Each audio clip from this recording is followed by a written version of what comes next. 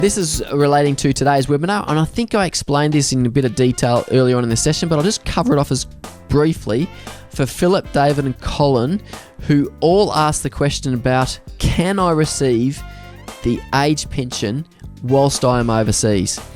The requirements that I mentioned earlier, and I might just flick back to that slide that related to this because it explains, or it covers off the topic quite well.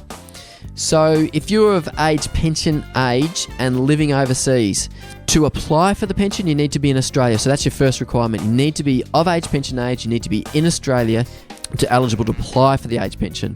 Now, assuming that you're in Australia, you've applied for the age pension, you're eligible for the age pension, the next question is, if you were in Australia and receiving the age pension for 2 years, then you've satisfied the criteria to then go overseas and continue to receive the age pension if you have satisfied the living in Australia or domiciled in Australia for 35 years between the ages of 16 and 65. So if you satisfy those criteria, you could potentially be receiving the age pension on an ongoing basis whilst overseas.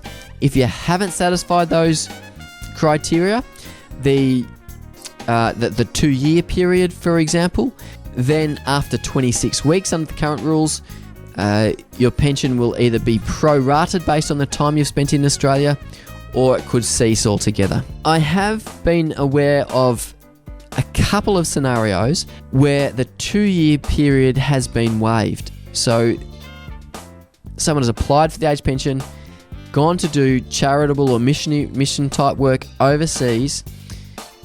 Centrelink have then ceased their age pension because they're overseas, and then they've complained to Centrelink and said that they're doing charitable work, they've paid tax over the years, can you please reassess that? And even though they haven't satisfied the 2 years of receiving the age pension whilst being in Australia, they've been then put onto the age pension whilst being overseas. I'm in the process of undertaking that application for a client at the moment, but I've not been successful in achieving it, but I know others have been successful in satisfying that rule or complaining about that 2-year rule and being exempt from it.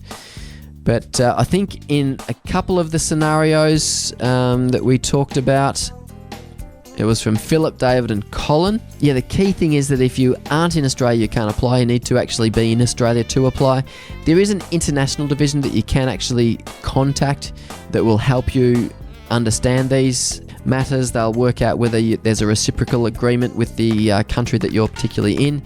But you can't be in Australia. You can't be outside of Australia and apply for the age pension. So I hope that's helped both Philip, David, and Colin in that overseas and receiving the age pension question.